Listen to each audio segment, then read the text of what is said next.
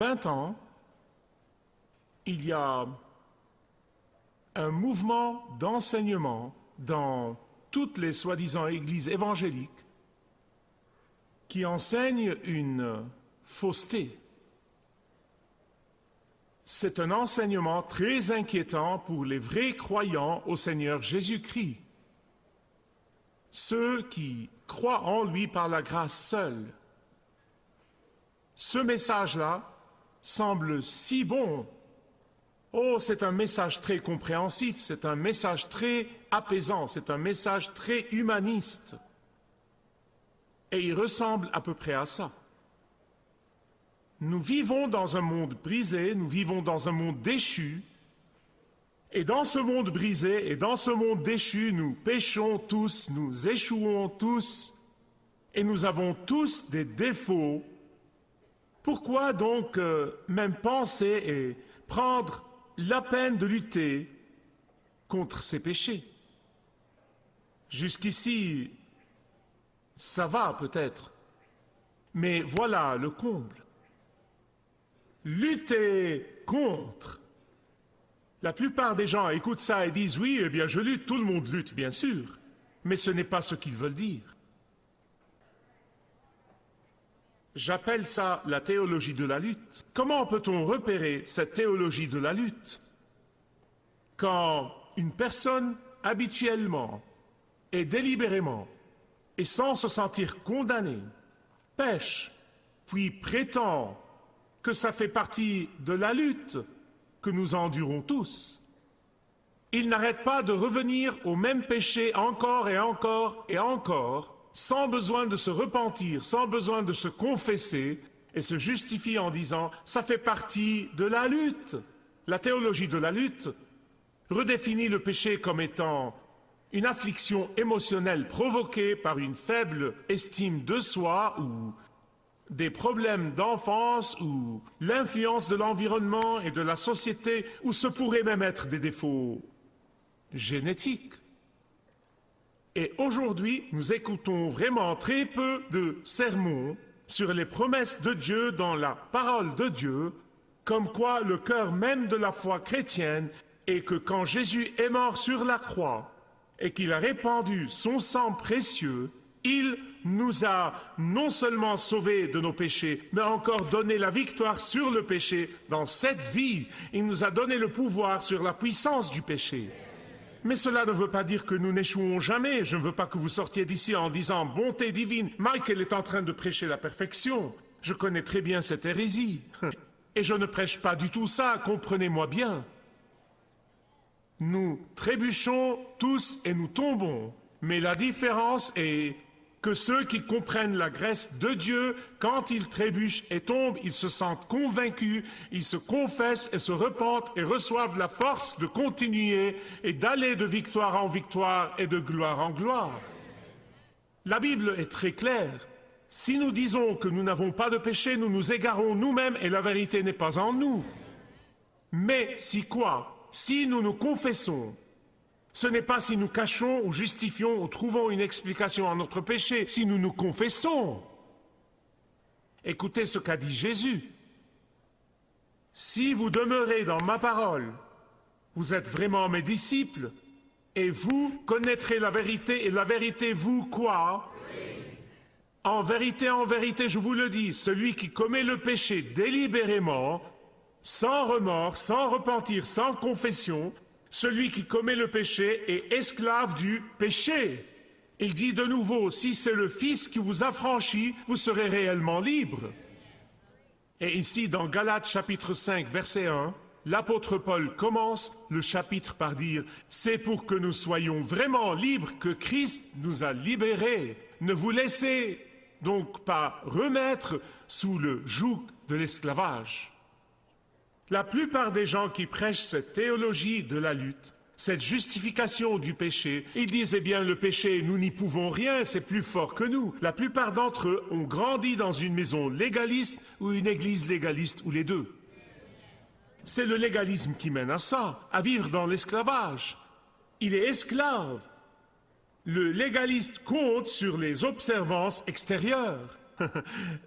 Le légaliste compte sur ses efforts. Verset 2 jusqu'au verset 6. Regardez-les, Galates 5, j'espère que vous avez ouvert vos Bibles. L'apôtre Paul dit que le légalisme et la grâce ne peuvent pas coexister. Et il dit, si vous croyez que le légalisme peut vous sauver, pourquoi donc croire en Christ? Si la circoncision vous sauve, vous devez vous rappeler que vous êtes obligé d'observer toute la loi, parfaitement, tout le temps, méticuleusement. Et personne ne peut faire ça, comme nous avons vu tout au long de cette série de messages. Personne ne peut faire ça. Car lorsqu'il s'agit de la loi de Dieu, un seul coup et vous êtes disqualifié.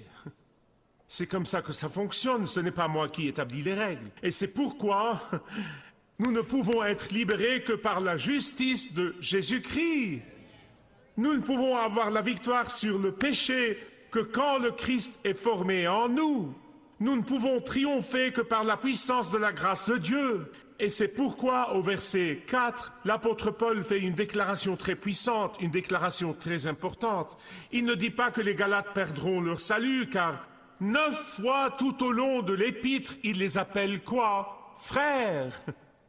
Ça n'a rien à voir avec la perte du salut. On parle de perdre la grâce à tout bout de champ sans bien comprendre ce que cela veut dire. Ce dont l'apôtre Paul parle ici, il dit que lorsque nous persistons dans cette fausse pensée erronée, comme quoi nous pouvons être justifiés en faisant plus d'efforts, en observant la loi, nous rejetons la grâce. Nous rejetons la grâce de Dieu. Le légalisme ne laisse pas de place pour la grâce, vraiment. Et c'est pourquoi il dit que ces judaïsants, ces gens qui les ont trompés, paieront très très cher. Vraiment, ils le feront, ils paieront. Ils seront jugés bien plus sévèrement qu'on ne puisse imaginer. Il y a très longtemps, j'ai appris une fable. Et je veux répéter le mot fable jusqu'à ce que vous me compreniez, car je ne veux pas que vous croyiez que je crois à cette fable. D'accord? C'est une fable. Un homme est mort et est allé à la porte du ciel, à la porte nacrée. Je ne crois pas qu'il y a une porte nacrée. Et je ne crois pas que l'apôtre Pierre est un contrôleur de billets à la porte nacrée. Mais les histoires médiévales sont comme ça. Pierre a dit, sur quelle base dois-je te faire entrer au ciel? Il a dit, eh bien, j'ai fait beaucoup de bien. J'ai fait beaucoup de bien dans ma vie. Il a dit, bon, tu dois avoir 100 sur 100. Tu ne peux pas avoir 99. Ce devrait être 100. Et donc, ils ont commencé à compter. Eh bien, j'ai fait ceci, et j'ai fait ceci, et j'ai fait ceci, et j'ai fait ceci. Et ils ont compté toutes les choses qu'il avait faites. Et ça s'est monté à 5. Pas plus. Il a dit 5. Et l'homme a été stupéfait. Il a été sidéré. Et par pure frustration, il a dit, « Il m'est impossible d'entrer. Il va falloir la grâce de Dieu pour me faire entrer. » Pierre a dit 100 sur 100, entrez. Maintenant, vous comprenez pourquoi je dis que c'est une fable. Mais elle fait le point. Elle fait le point. C'est seule la grâce de Dieu qui peut nous faire entrer. Rien d'autre. Mais la grâce de Dieu va non seulement nous prendre au ciel, mais encore nous donner la puissance de vivre dans la victoire sur terre, aussi sombre que soit la situation. Dans les versets 7 à 12, Paul est tellement découragé de voir les Galates perdre la grâce de Dieu, et il dit, « Vous couriez vraiment bien. Qui vous a barré la route? » Maintenant, je veux que vous imaginiez, c'est vraiment une image des Jeux Olympiques. Et ces types-là couraient, non mais imaginez que vous courez, et quelqu'un vous barre la route et vous tombez. Vous voyez, la question n'est pas que vous soyez tombé. Ce que vous faites quand vous tombez, c'est vraiment ce dont parle cet épître, ce que vous faites quand vous tombez. Nous trébuchons tous. Nous tombons tous. Il s'agit de savoir, que faites-vous quand vous tombez? Est-ce que vous vous sentez condamné, puis vous vous confessez et vous vous repentez et vous allez de l'avant, ou bien vous restez dans votre flaque? La grâce vous élève quand vous croyez que c'est la grâce de Dieu. Quand le légaliste tombe, il lutte, parce qu'il ne sait pas faire autrement. Il reste donc par terre et ne se relève plus jamais. Et ce que Paul dit ici, regardez le verset 13. Vous voyez, Paul savait que quelqu'un d'intelligent allait venir dire « Tout est par la grâce, tout est par la grâce. J'ai la liberté. » Et il prend la liberté et la change en débauche. Bien-aimés, cet enseignement sévit dans les églises aujourd'hui. C'est ce qui nous brise le cœur. Il sévit.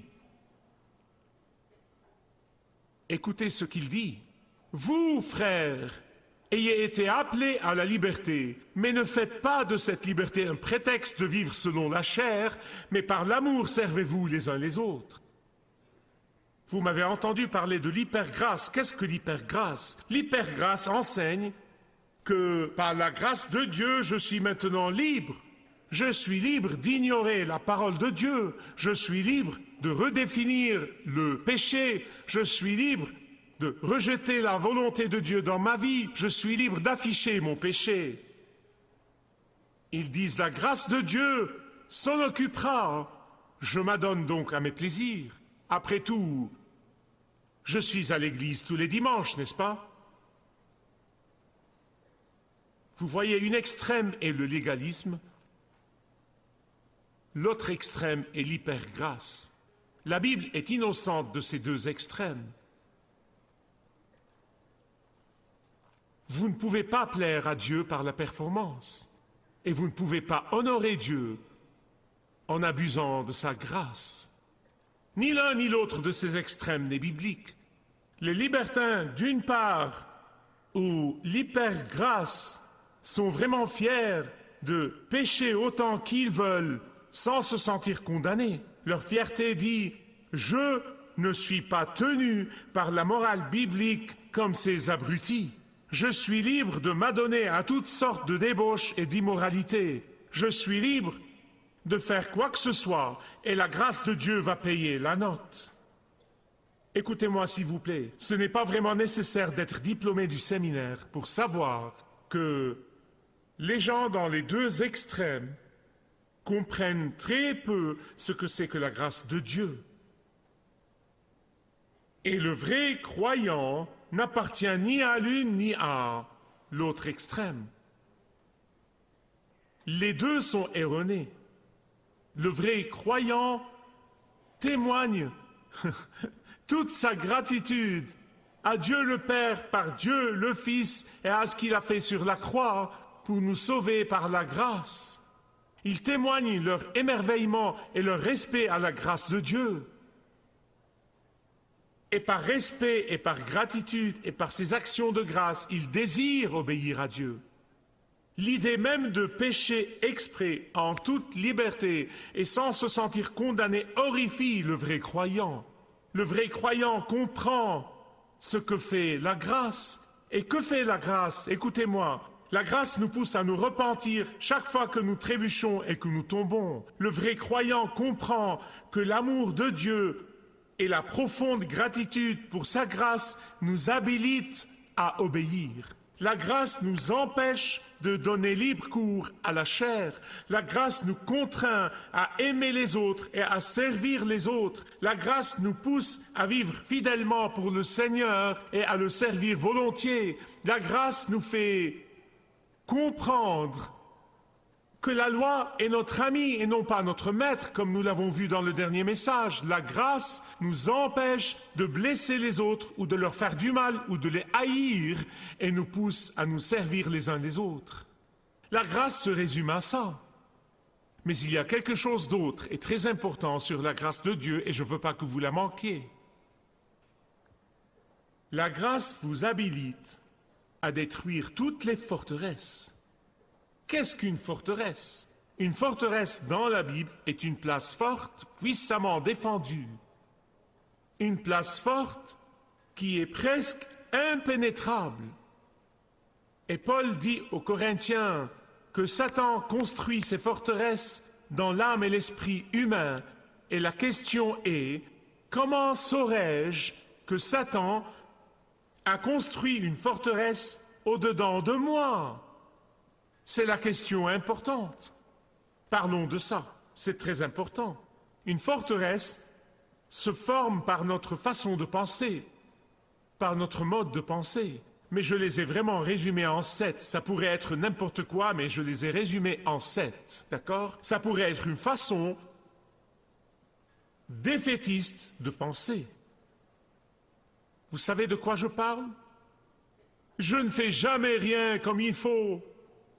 Dieu ne peut pas utiliser un raté comme moi. Dieu ne m'aime pas. C'est une forteresse. Ou ça pourrait être un mode d'envie et de jalousie. Pourquoi il a réussi et moi pas? Pourquoi elle a épousé son prince charmant et je suis toujours célibataire? Pourquoi tout le monde est heureux à part moi? La troisième forteresse, un mode de crainte et d'anxiété. Je ne peux pas me fier à Dieu pour faire le mieux pour moi. Je ne peux pas me fier à Dieu pour me protéger. Et si Dieu me laissait tomber?